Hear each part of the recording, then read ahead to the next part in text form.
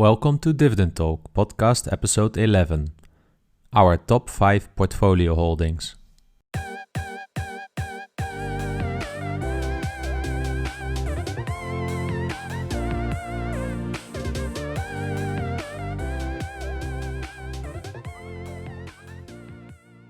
Yo, hey guys, welcome back to another episode of Dividend Talk. I'm your co-host European eDGI, and today I'm, as always, joined with Engineer My Freedom. This is a podcast where we discuss our passion for dividend growth investing with our own unique European flavor. If you're new to this channel, please hit the like button, subscribe to us and hit the notification bell. It means really the world to us. Also check out our previous episodes on YouTube and Spotify or on one of your other favorite platforms. See you on the inside.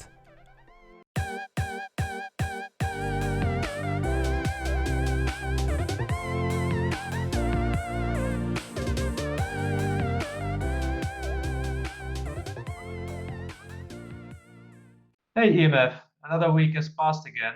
How are you doing, buddy? Good. Busy week of work as usual. Same as you, I know, because you've been pretty quiet on Twitter. I couldn't contact you for about 3 days. I was getting a little bit worried, but how are you been? Same here. I think the vacations have finished at work, so it's really busy at the moment. People have lots of new ideas to do stuff. I work in IT, so stuff means new projects. But hey, the chimney needs to smoke, right? It's COVID-19, so I can't complain. I've got work, so. Yeah, we're quite lucky. Sometimes we might not feel it in the moment when you're working 60-hour weeks, but we are quite lucky. So, so moving on to the news, have you seen that? Have you even had time to look at that this week? Yes, because I'm still addicted to my smartphone. So even if I'm in bed, I'm at least checking the news. Actually, more than the stock market this week. But for me, the news was that United Airlines wants to cut almost 3,000 pilot jobs if the US government doesn't provide more aid. And for me, the airlines are becoming the new kinds of bankers. Like I said, sometimes in the past, bankers are like wankers. But for me, the airline stocks are becoming like this because, I mean, how do they have the audacity to even talk like this, right? They were bailed out by the government, and effectively they're putting a knife on the throat of the governors and such, saying like, hey, we will put these people all on the street if you don't give us money. Yeah, but at the same time, they had their bonuses and everything. And then the CEO wrote an email also to their employees, and they want to show that they are such strong leaders in tough times. Yeah, but in the end, he's the one that's on his seat and doesn't have any issues. And all those pilots that are being fired, I mean, what are you going to do when you're a pilot? What will your next job be? Yeah, if there are no planes in the air, they're just jobless. And if you're at an older age, it means like you can hold your hand up, in the worst case. So I totally don't have empathy for the CEO at the moment and what's happening there in America with the airlines. And it's just for me unbelievable. And I hope that US citizens stand up against such kind of ultimate worst kind of capitalism. Yeah, it's those at the bottom really that always seem to suffer. It actually reminds me of a song. There's an Irish song that we have, Christy Moore, called "Ordinary Man." If you listen to the lyrics of the song, it's pretty much about what you said there. Little guy spending years and years at a company, and when they get to that old age, they're just let go. CEOs, they'll be sitting rich, and I mean, I'm with you. It's sad. You can see from a company point of view, I mean, they probably are struggling a little bit. They may or may not need to be bailed out. Either way, there's going to be jobs lost, I'd imagine. So it's not nice times, and I'd feel sorry as you for anyone that's a little bit older and a pilot. Where do they go next? Might be too late to retrain. So hopefully it won't come to that, and people keep their jobs. My issue is mainly just with the leadership. Yeah, it's not so much about the CEO itself or being a CEO, and it's about leadership. Yeah, giving examples. Yeah, and not just by writing and talking to people's kind of United Airlines patriotism. No, it is about really leading by example. Yeah, and Yeah. and that's what I see missing. And then asking for, we will fire them if the government doesn't provide us any aid. It's for me, it's just blackmailing. Yeah, Yeah, it's like dangling meat at the end of a line, isn't it? It's just yeah, it's not right, unethical. yeah, And like you, I wouldn't agree. Leading by an example is what they should be doing, and cuts should be across the whole board, not just yeah, the little guys down on the floor, as they say. yeah. How about you? Do you have some more cheerful news? Not so much cheerful. I suppose one thing that stood out for me this week was Exxon Mobil being dropped from the Dow Jones, which was pretty big considering I think they were the oldest in that index. So it was a pretty big move to dump them out. I think it all came from Apple splitting their shares and being underweight in the tech industry.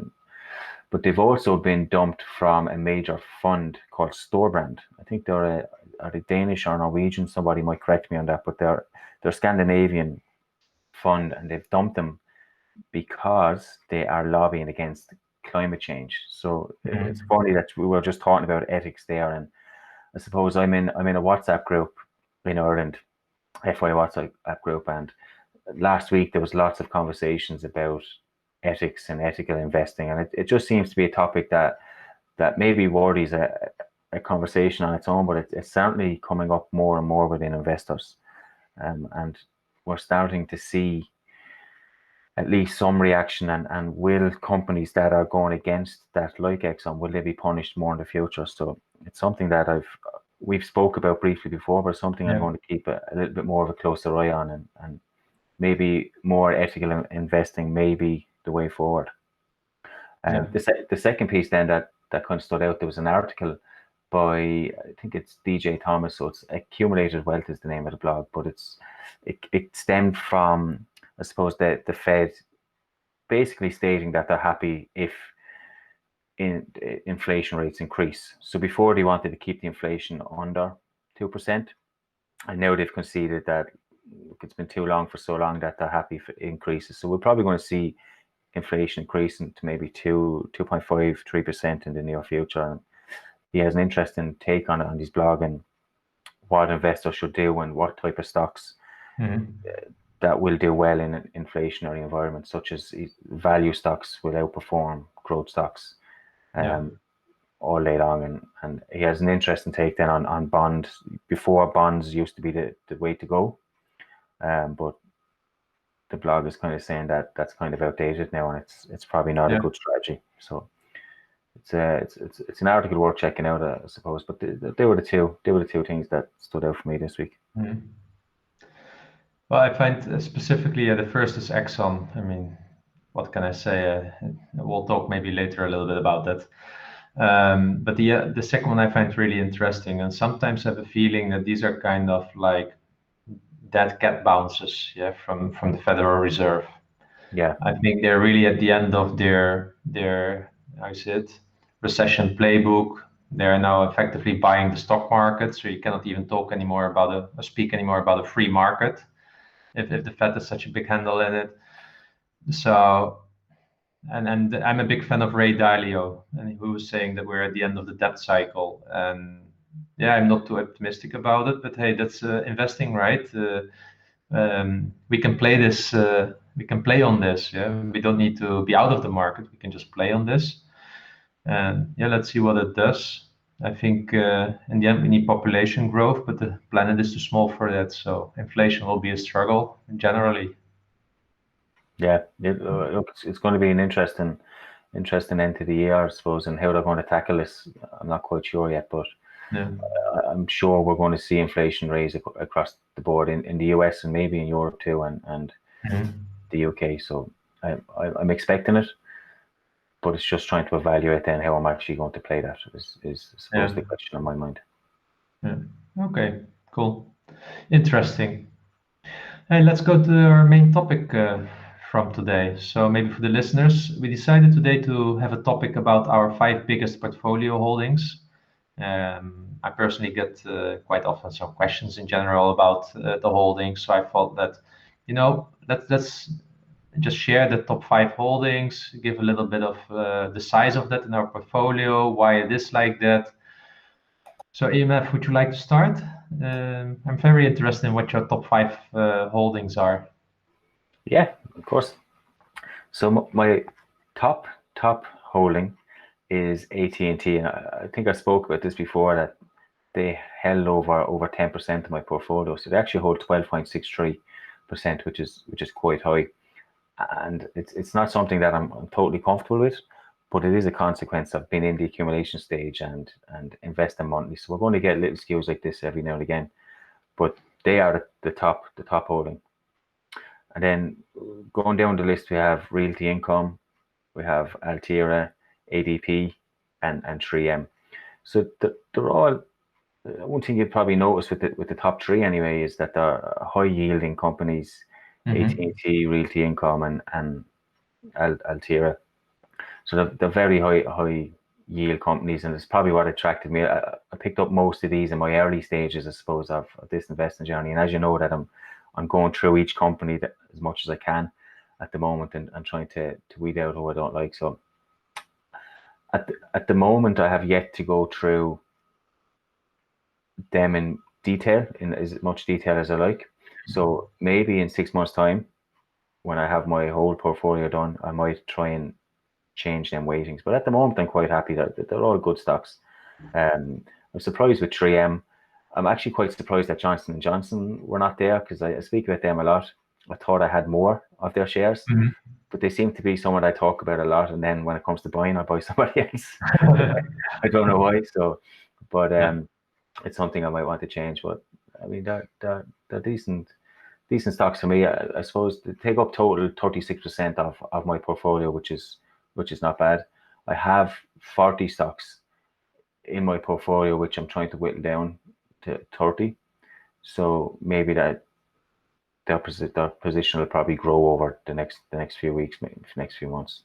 But the interesting point of this is I also did the dividend weight, so the percentage of dividend weight compared to percentage of holdings, and I find that quite an interesting angle. And look, there's no surprise AT&T are top. They're 16.37% of my overall dividend, and Altera and Realty Income make up the top three, just like to make up the top three of my stocks.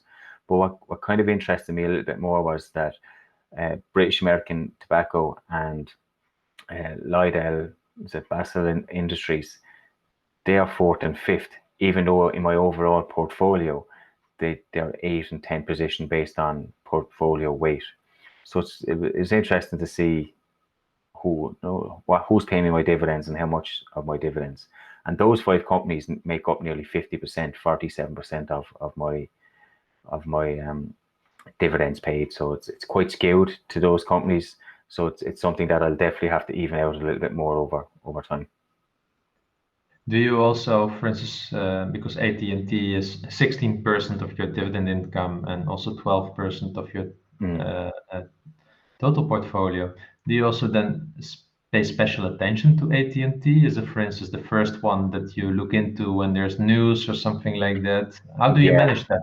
Yeah, they are certainly the first one that I check nearly every week at this stage, just to see any news. I suppose if there is a cut to their dividend, or it's going to have a massive impact on my portfolio. So as I said, it's more of a consequence of investing monthly and in the accumulation stage, but I'm still not quite comfortable with them being 16% of my portfolio. I'm not going to sell any shares. I have no reason to sell them, but I do want to catch up. I do want to invest in companies that I have and try and spread out that a little bit more. So I'm not totally comfortable with it, to be honest. And it's something that I have tracked on my tracker. I use a G Sheets tracker, and I have it there. I have 2 columns, and I have percentage. I've highlighted my top 5 on both, but I never really paid too much attention until we do something like this. And when I was going through it today and I seen 16%, I was like, oh, wow, that's too much. It's too high. So it's something that I definitely have to rectify. What I also find interesting is you really earn a lot of dividends with tobacco. So I believe British American Tobacco is probably a recent position from you, right? If I understood it. I have them. I had shares in them before, So I had, I can't remember, 10, 15 shares, but I've added more since. So I have added a good bit more since. And I sent you an interesting message. I don't know if you got to read it on Twitter the other day. Again, I was talking about we're talking about ethics in the FI Irish group. And this was one that came up. And I know you struggle with this, but it was quite interesting to say that they were more ethical than Amazon based on how they treat employees and how they treat the overall structure. And it was an interesting argument, or not argument, but discussion that they had there. But I suppose you can call nearly every company unethical if you dig deep enough and pull. So but well, at least you get a lot of money paid by people that smoke, because that makes up together 16% of your dividend income as well. So it's really interesting. Yeah, it is, but again, it's something that I don't really want long term. I mean, you don't want to have 16% of a certain industry, especially an industry like smoking. You don't want that. I have some work to do. So so this is your current top 5. So you mentioned that in the beginning you were probably more focused on high yield. You also mentioned that you're now doing a lot of portfolio analysis to see if you need to rebalance. And you just mentioned Johnson & Johnson you would like to see in the top 5. Is there anything else missing that you would like to see in the top 5? Yeah, I mean, I'd like some more consumer staples in there, and Danone is probably one that's sticking out to me because over the last couple of weeks, I really like them a lot. So yeah, I do.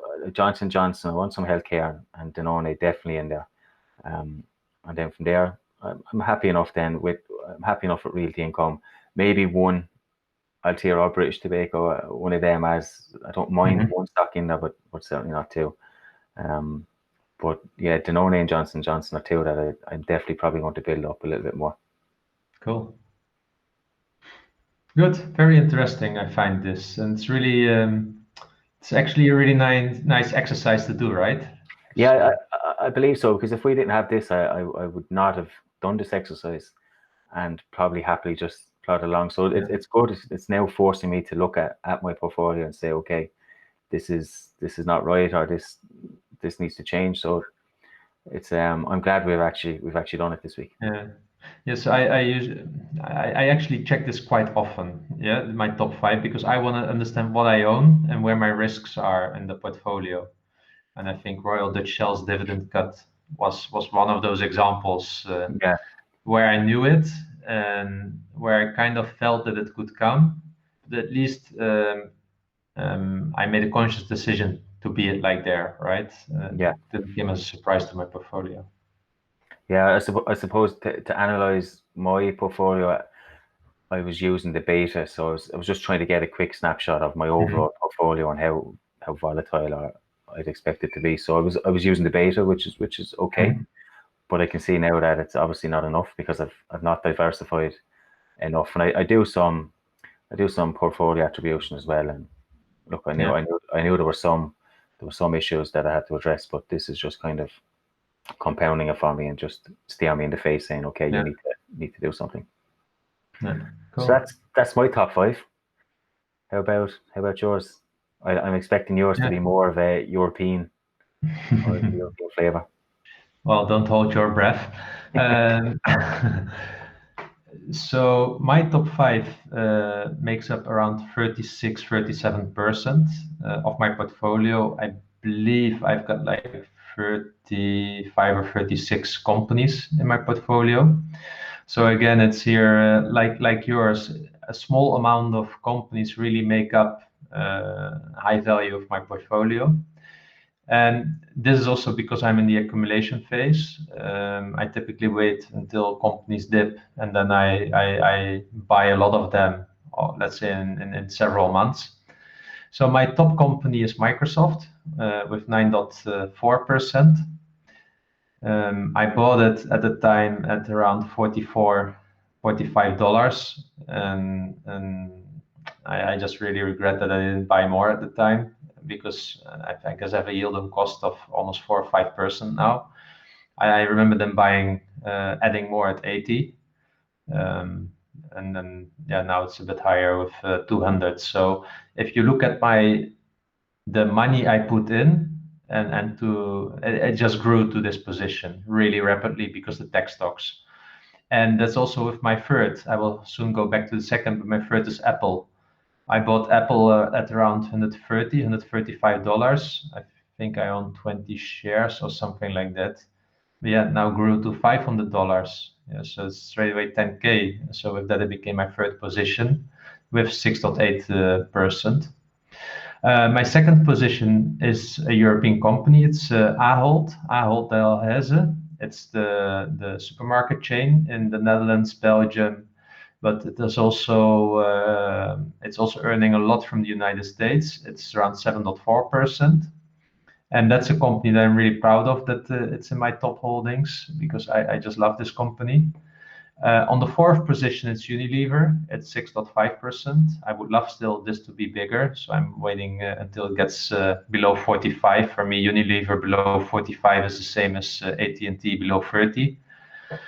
And then my fifth position is AbbVie with 6.4%. And here my average cost is around $70 or 67. I bought it as a value play. When was it? 2 years ago or something like that. And that makes up my top five, and actually quite happy with this top five. Two tech stocks, although you could say Apple is more like consumer stock than pure tech. And then I've got two staples and a pharma. So it is not designed to be my top five like this. So if you would go to my blog and then you go to my allocation strategy, you see also more Johnson & Johnson in there, 3M in there. But, those companies haven't given me lots of opportunities yet to buy at a reasonable price, at a fair price.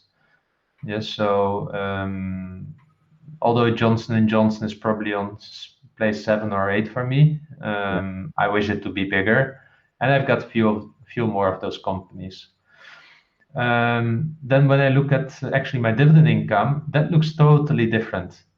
So if you look at my top five of dividend income, which makes up 40%, 9.6% of my dividend comes from Omega Healthcare Investors. It's a stock that I once bought because it was popular in the eDGI community. And I mean, I have no clue about this company really. I mean, I know they support the old nursing facilities for old people in America, and they have a little bit in the UK. Of course, I studied it, but I can't claim here the Peter Lynch card. So it is really based on the data, but I have no feeling for the company further. The second one is Exxon Mobil, 9.5%, which is the 10th place in my portfolio. Let's say from position size. AbbVie is then third, Royal Dutch Shell fourth with 7%, and Bayer fifth with 6%. So it just shows that most of my top five in my portfolio is also being brought up by the market rally. That's why they came up in the top five, and the other top five are just more the high yielders. But in portfolio value, they are the lower position in my portfolio. And actually, I'm okay with this, that the high yielders are part of it. Of course, the oil industry is a little bit, I say it, under suspicion, but yeah, I'm okay with it. I don't intend to grow it further, and I'm still at 25% of my portfolio size from where I want it to be. Yes, so I still need to invest 75% to get to my kind of fire target. Yeah, it's an interesting makeup you have, and are all the top five, are they all tier one companies in? No, well, Microsoft is, Ahold is, Apple is, Unilever is, but AbbVie not. And when I look at the dividend income, none of them are tier one. None of them. Because I was quite surprised with AbbVie. I would have guessed maybe the top four were included, but I don't recall you ever even mentioning AbbVie, or maybe you have. But so I was quite surprised to see them in there. And why would you pick them? I suppose because has that come from growth? Yeah, has that come from growth, or I know like your Microsoft and Apple have grown. Yeah, AbbVie as well, because it was a really value play. I mean, people thought that their major drug what's called Limbra, would suddenly disappear because of biosimilars. Now, one thing that I know about pharma industry is that biosimilars are really, really hard to produce. And I also know that the big pharma companies are really having strong legal teams. And I know how reimbursement goes.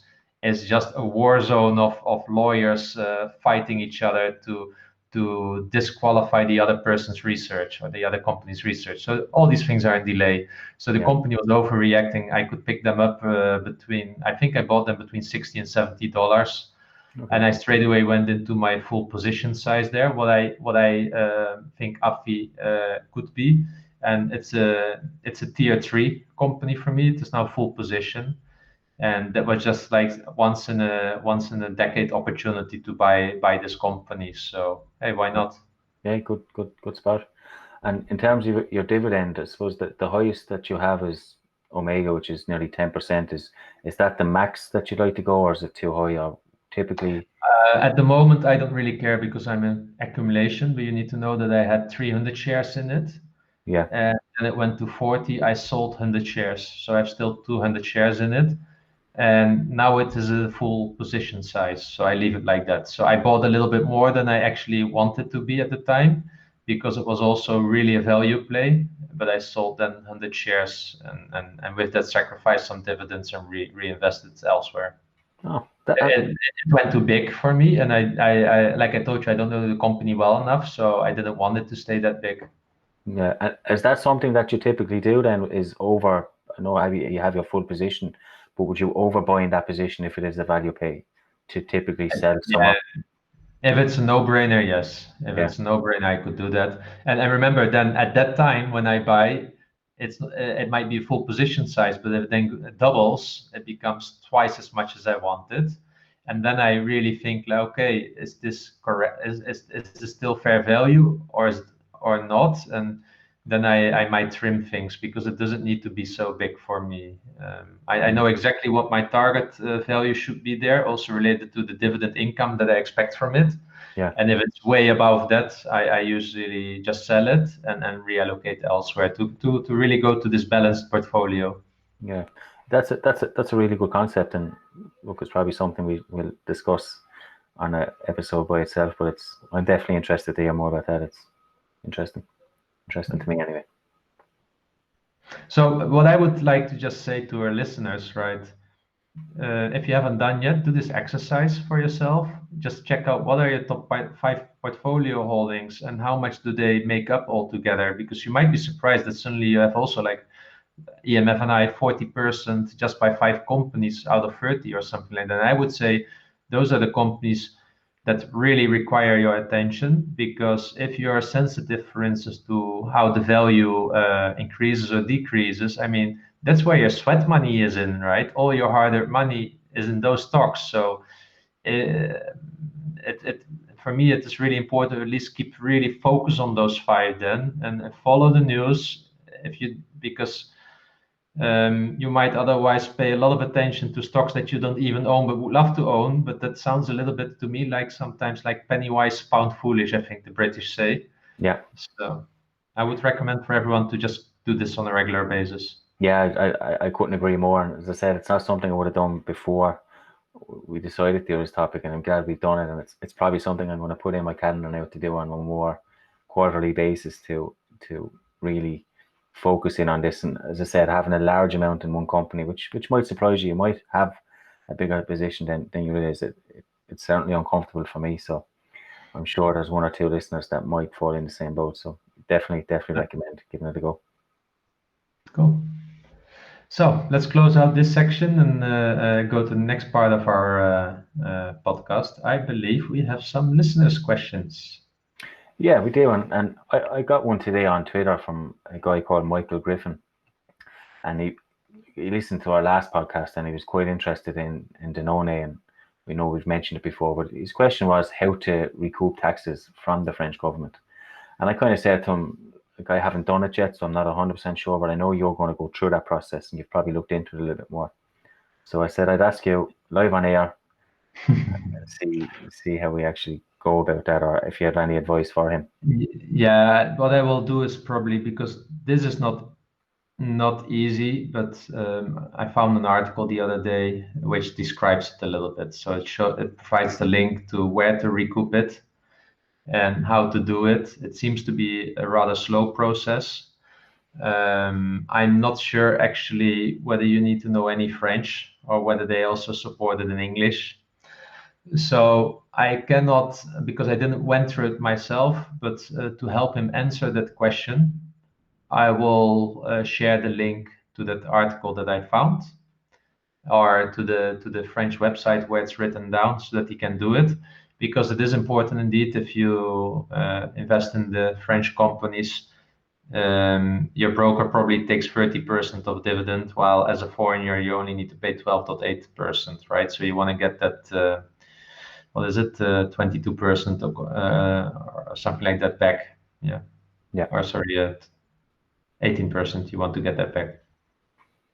Yeah, no, and it's probably something that was putting me off for a while, was investing in French companies like Danone was having to go through this process and not really understanding, or I suppose didn't really look into it a whole lot. But it was after conversations with you, and I decided to bite the bullet, and I will pursue it myself.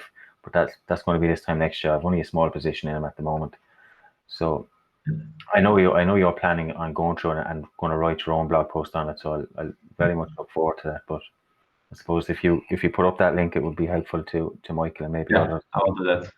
Yeah. Cool. Yeah, and then we had a second question then from Kaelin. Look, I'm not even going to try to pronounce that surname. I'm not going to lie. But he's asked us a couple of questions. We know who you are. I love Europe for all the names. It's Salin or Kaelin. Your name is really hard, and one day you need to record yourself and just show us how you pronounce it, because I don't feel good about the fact that we cannot pronounce your name properly. And that's why I love Europe, because only in Europe we all struggle with names. I live in Poland. I can give you some names, and it's just really hard to pronounce. Anyway. Yeah, but I suppose Galen's question was, what's your thoughts on Inditex, so the parent of Zara and Berkshire and BMW? Yeah. Would you like to start? I mean, I didn't know a whole lot about the company beforehand. Zara, I'm obviously aware of. I shop there, buy my blazers, buy my shirts in Zara and Berkshire, and I know they own some other good companies like Pull & Bear. But other than that, I wasn't really aware of them. So I just had a quick scan of their financial overview of their metrics, key metrics, and they look okay. I suppose that the dividend was 3.4%, which seems decent enough. I mentioned to you just before that the PE ratio was 22. I'm not sure if that is expensive or not expensive. I don't know the industry. I suppose my only concern with a company like this in retail is retail are going to have a massive impact with COVID. And how's that going to play? I'm not quite sure how their online presence is. Do they have, I don't know if you're aware, but Next in the UK and Ireland, they have a very, very good online presence. You order something before 12 o'clock, you have it the next day. So I'm not quite sure how Zara compares. Zara is the same. Yeah, they're really strong in that. Yeah. Yeah, so that's the one thing I was kind of concerned. But if they're online, I'd be a little bit more confident in them going forward, because I'd imagine that's the way forward for companies like this. Yeah. So I told him actually via Twitter as well that I looked into this company in the past, actually. Spanish, I believe. I just didn't remember anymore. It was called Inditex, because at that moment I was inspired by Peter Lynch, so I started to look at companies that I know. So that's why I came to Zara and looked it up at the time. I remember that I liked the stock or the company as such. I believe I found it overvalued at the time. I just did, like you, a little bit of a check. I also saw that they cut the dividend from 2019, so that would already let me look at the other side. But other than that, their financials look pretty okay. I would need to do more research on it. But like I said, they cut the dividends, so probably I would look at others first.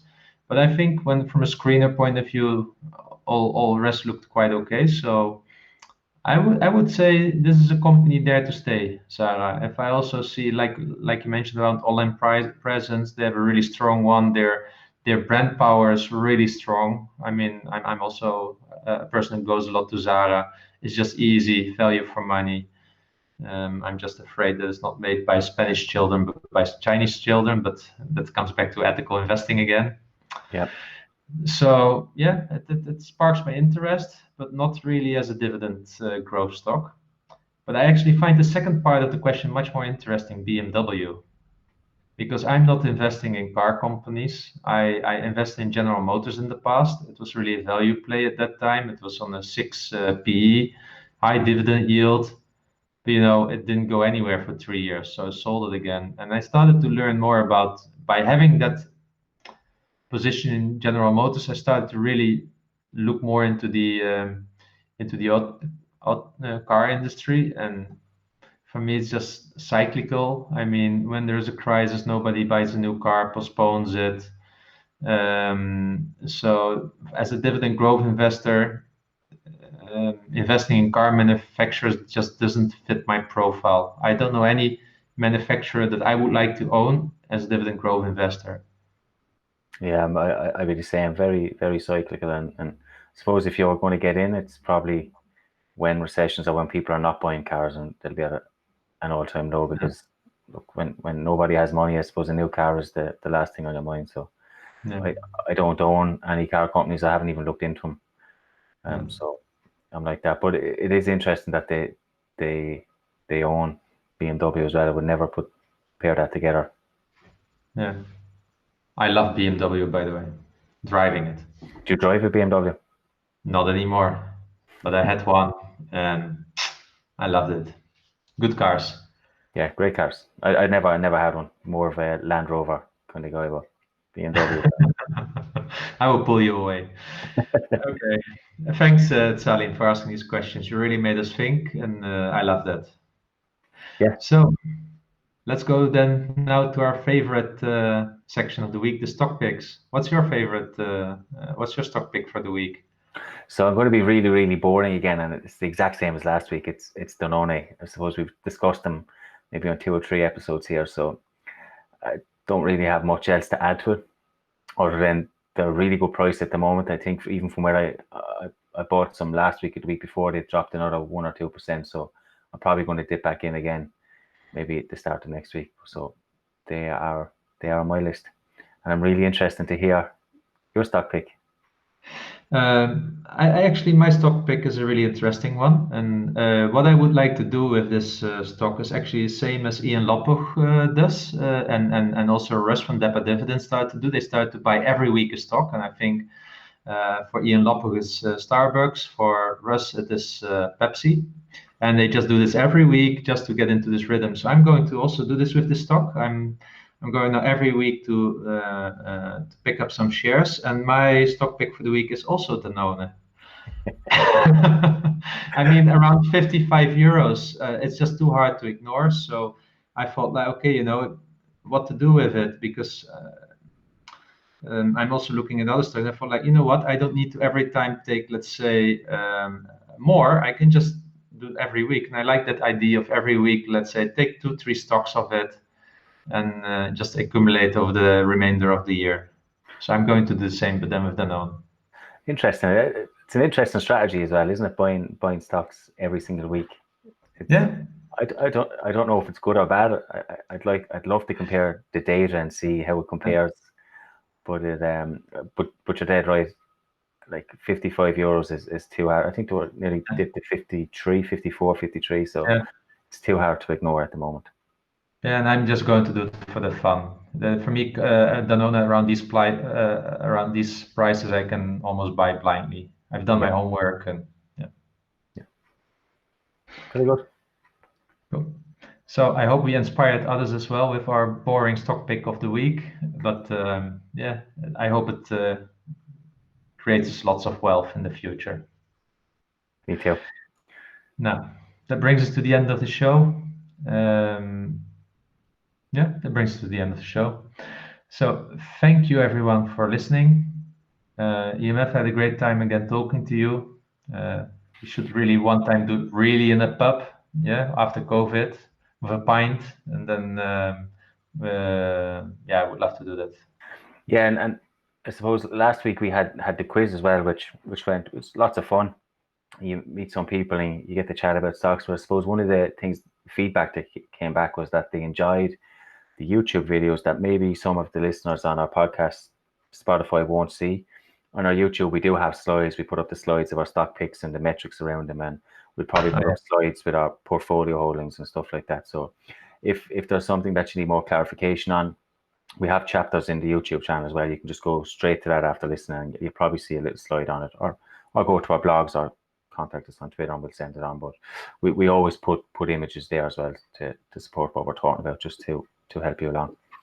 But other than that, it's been super quick. Had fun again. I can't believe 45 minutes gone in an act. So I had fun. Thanks a million to all our listeners. Thanks to you, eDGI. Great as always, and we'll see you all next week.